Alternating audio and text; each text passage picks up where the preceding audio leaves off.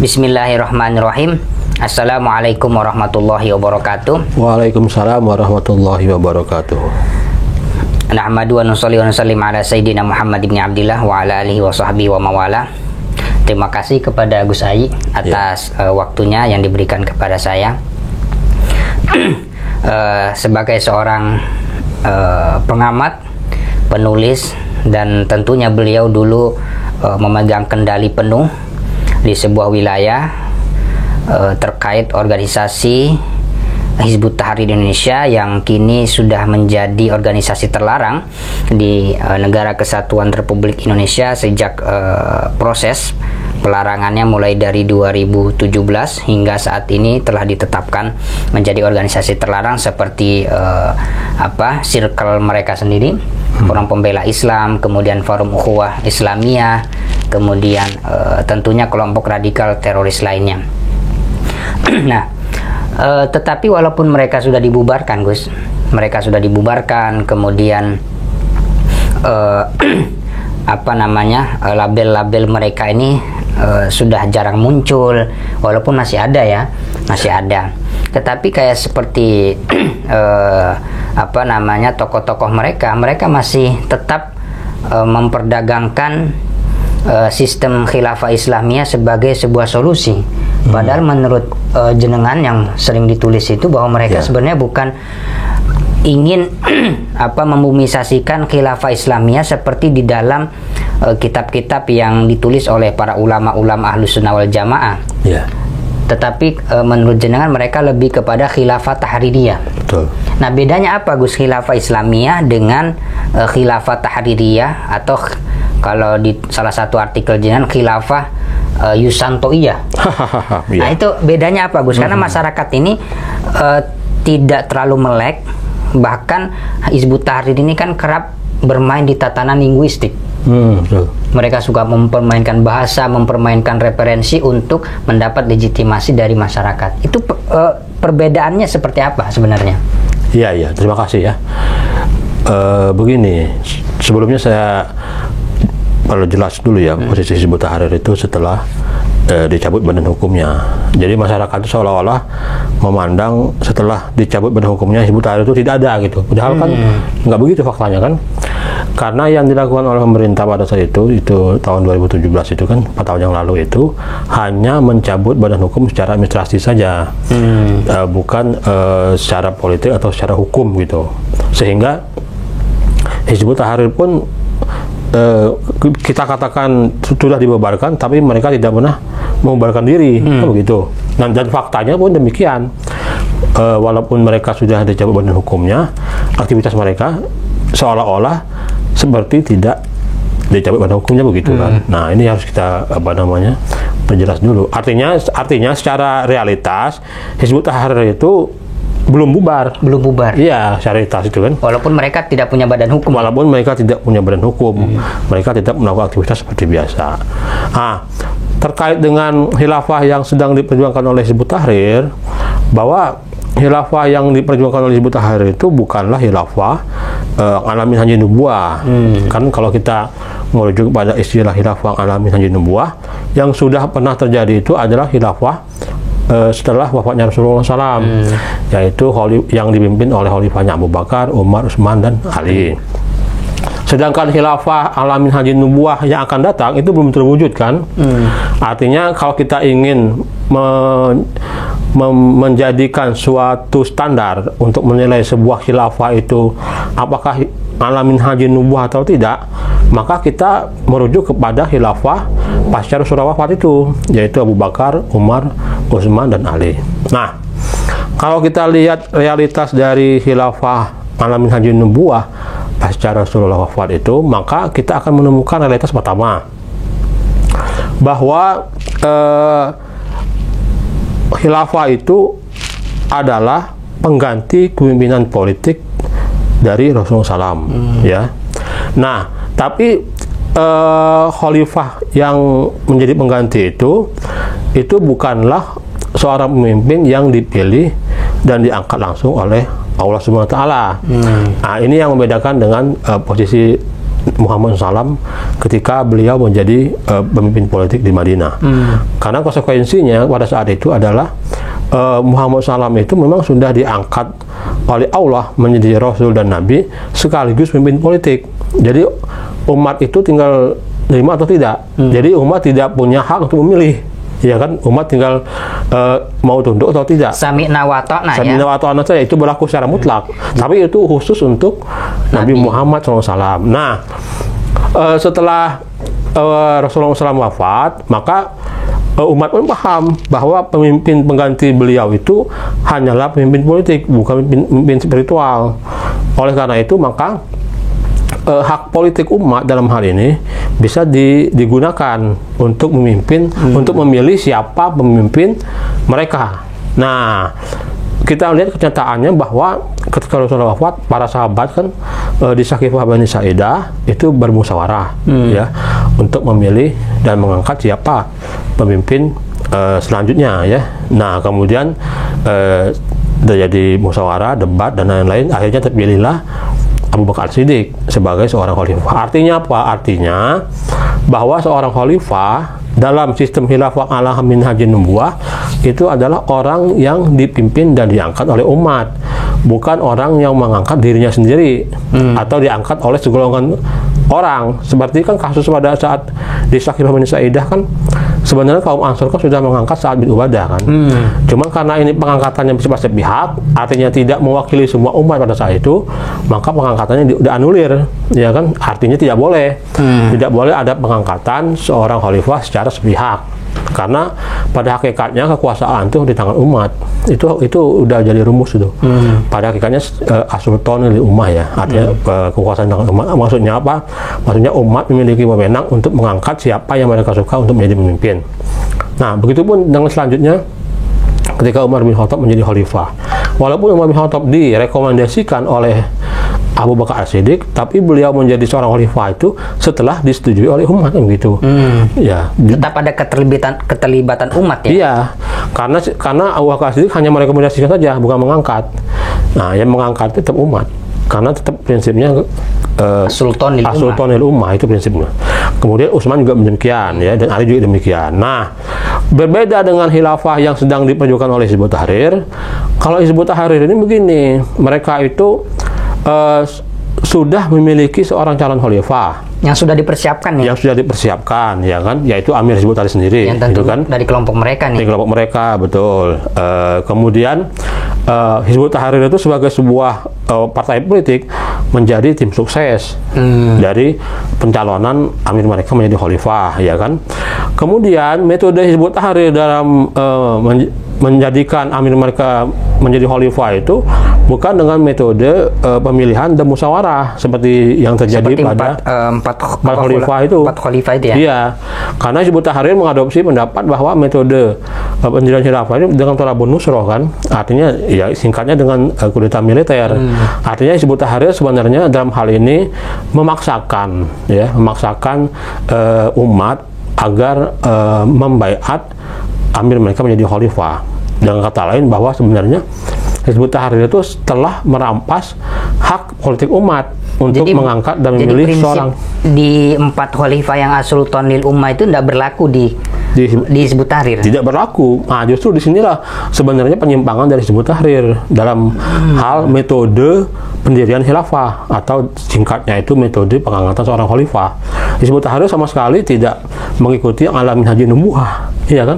Kalau Hizbut Tahrir mengikuti metode ala minhajin nubuwah, maka mereka akan menggunakan jalur pemilihan dan pengangkatan yang dilakukan oleh umat, bukan dengan Thalabun Nusrah. Ini kan begini Gus, ini kan masyarakat itu sering diberikan narasi sama mereka bahwa kita harus mengikuti jejak kemudian karir politik atau warisan agama yang dilakukan dan dilaksanakan oleh Nabi. Tetapi kalau kita lihat mulai dari Nabi, kemudian hijrah dari Mekah ke Yasrib, ya kan, kemudian Nabi bersama-sama dengan kelompok Yahudi, Majusi dan agama-agama lokal itu, kemudian melahirkan yang namanya Piagam Madinah. Ya kan, kemudian dilanjutkan dengan 4 Khulafaur Rasyidin itu. Nah, semuanya itu hasil keputusan mereka itu tetap melibatkan umat. Jadi tidak ada yang dikesampingkan, apapun agamanya, kelompoknya, sukunya. Jadi semua mereka memiliki hak yang seperti jenengan katakan itu. Nah, tapi narasi bahwa kita disuruh mengikuti Nabi, tapi secara partai politik atau gerakan politik justru Hizbut Tahrir, kalau dari pernyataan jenengan tadi, justru berbeda jauh. Jadi mereka ini bukan mengikuti Nabi, tapi mengikuti Taqiyuddin An-Nabhani. Betul. Jadi Hizbut Tahrir itu hanya klaim aja mereka mengikuti metode kenabian ya. Karena pertama, Nabi sendiri ketika masih hidup tidak pernah mendirikan khilafah kan? Iya kan? Dan Nabi bukan khalifah. Dan sirah Nabawiyah itu bukan perjalanan Rasulullah SAW dalam mendirikan khilafah. Nah, inilah salahnya Hizbut Tahrir sebenarnya. Seharusnya mereka berpikir bahwa kalau ingin mendirikan khilafah jangan mengikuti sirah Rasulullah, tapi sirah para sahabat ya setelah Rasulullah wafat begitu kan. Nah, Hizbut Tahrir itu sebenarnya di situ juga kesalahan mereka ya. Mereka mengklaim mengikuti metode Rasulullah dalam mendirikan khilafah. Sedangkan Rasulullah sendiri tidak punya metode untuk mendirikan khilafah. Mengapa Rasulullah tidak punya metode untuk mendirikan khilafah? Karena Rasulullah sendiri tidak pernah mendirikan khilafah. Mengapa Rasulullah tidak pernah mendirikan khilafah? Karena Rasulullah sendiri bukan seorang khalifah dalam pengertian politik gitu kan. Beliau itu seorang nabi dan rasul. Nah, kalau kita ingin mengatakan bahwa Rasulullah pernah mendirikan daulah di Madinah, iya, tapi daulahnya daulah Nabawiyah, ini khusus, khas ini, yaitu sebuah daulah yang dipimpin oleh seorang nabi. Karena sifat ilahiyah itu belum terputus. Ya, belum terputus. Jadi wahyu belum terputus. Betul. Dan masih melekat kesucian di dalam diri Nabi. Ya, betul. Nah, pasca Nabi wafat, otomatis gerak-gerik dan tindak tanduk yang dilakukan oleh seseorang itu tidak terwadahi oleh wahyu. Nah, kira-kira bagaimana jaminan, misalnya taruhlah calon khalifah dari kelompok Hizbut Tahrir ini menjadi pemimpin tertinggi di dunia, apalagi yang sifatnya seumur hidup, kecuali dia mati baru kan digantikan. Nah, bagaimana menjaga kesucian dan kebijaksanaan seseorang di situ, Gus? Ya, ini nggak bisa, karena kan ya kita nggak bisa lah orang Hizbut Tahrir menyamakan amir mereka dengan Nabi Muhammad SAW, jauh banget kan. Iya kan? Iya. Nggak bisa lah kita memperlakukan amir Hizbut Tahrir sebagaimana kita memperlakukan Rasulullah Muhammad SAW. Karena kan bisa. Mereka itu seumur hidup. Iya, nggak bisa kan, karena Rasulullah itu ya khas, dia khusus kan, Nabi kan, khataman Nabiyyin. Nah, sedangkan amir Hizbut Tahrir itu manusia biasa seperti kita juga kan, yang tidak dapat wahyu, yang punya hawa nafsu gitu kan, yang pasti punya kesalahan dan lupa gitu kan, dan ketika dia salah lupa kan tidak ada yang meluruskan.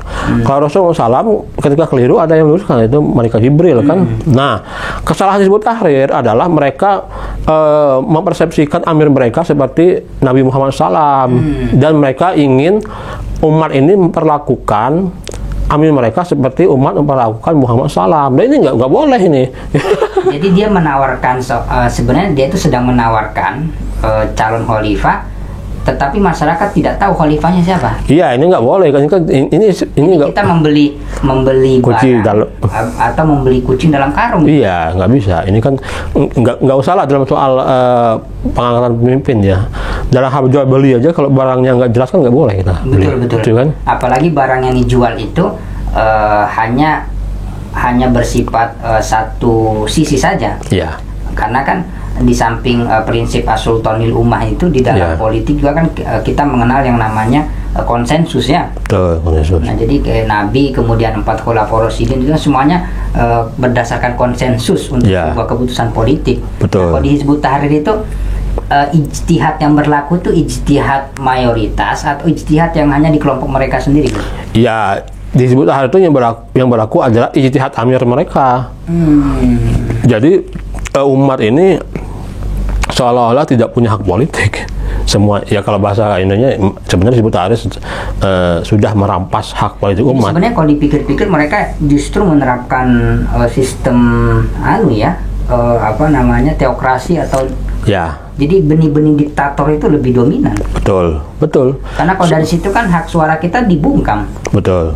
Dan di dalam buku itu yang saya baca, kalau misalnya kita bandingkan dengan demokrasi, Gus ya. Kalau di era sekarang kita menggunakan sistem demokrasi, mereka bicara khilafah, mereka bicara gagasan, ya kan, itu sampai sekarang biasa-biasa aja kan, Ya. ya kan. Ya. Paling sejak pembubaran pun yang ditangkap baru di daerah Kalimantan Selatan baru satu itu, Ya. yang bunuh honorer berinisial RH dan DW, ya kan, kena pasal undang-undang ITE.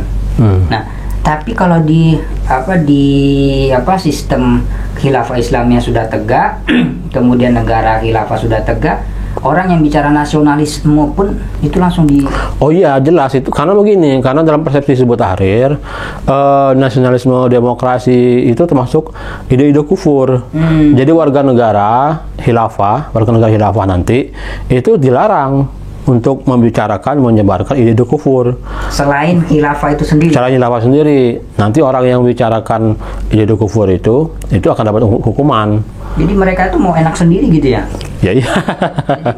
Mereka sekarang enak-enak, tapi giliran mereka yang berkuasa, kita nggak bisa menikmati keenaknya itu ya? Iya, betul. Jadi mau untung sendiri. Mau untung sendiri, ya. Ini sih sebenarnya egoisme, ananiah ya, dan hawa nafsunya Hizbut Tahrir. Makanya sebenarnya betul ya kata jenengan itu, mereka itu bukan menerapkan khilafah Islamiyah seperti yang dipersepsikan kepada orang-orang. Iya. Tapi khilafah tahririyah. Tahririyah, Itu yang betul. jenengan maksud itu ya? Betul. Jadi khilafah tahririyah itu adalah sebuah sistem pemerintahan hasil pemikiran dari Taqiyuddin An-Nabhani. Jadi itu bukan wahyu. Bukan wahyu. Bukan wahyu itu. Dan kita menolak itu nggak berdosa. Nggak berdosa, dan kita nggak kafir kalau Kafir, kalau menolak itu.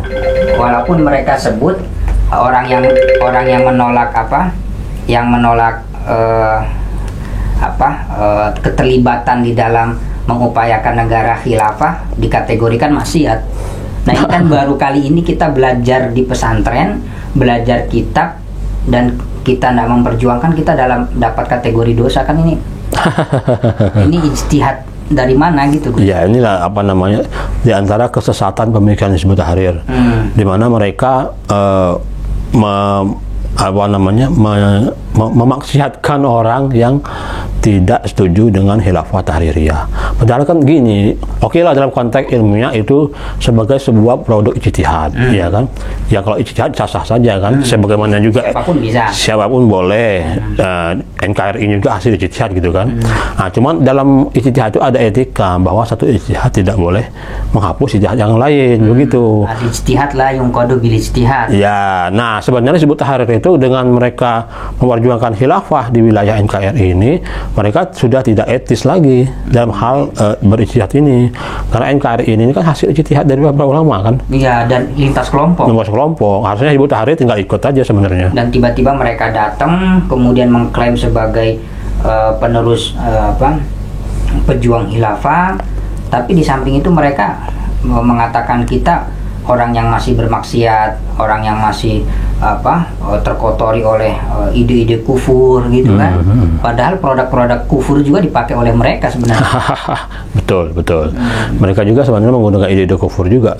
Sebenarnya Hizbut Tahrir nggak konsisten ya. Misalnya gini, misalnya mereka mengharamkan demokrasi karena demokrasi dianggap sistem kufur, ya kan?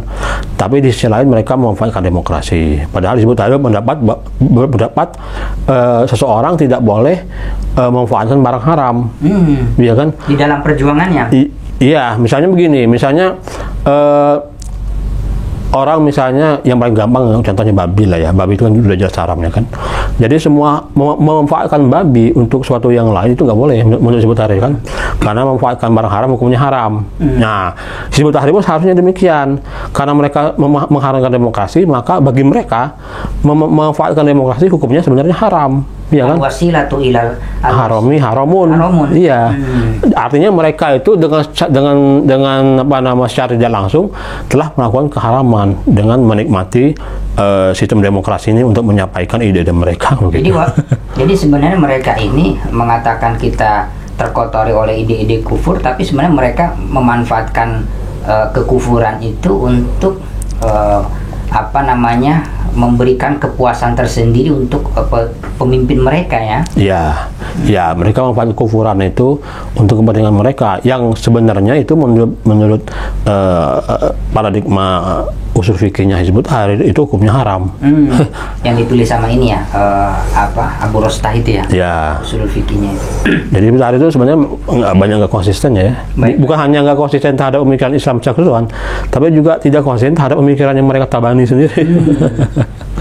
Terima kasih. Ya. Wallahu muwaffiq ila aqwamit thoriq. Wassalamualaikum warahmatullahi wabarakatuh. Waalaikumsalam.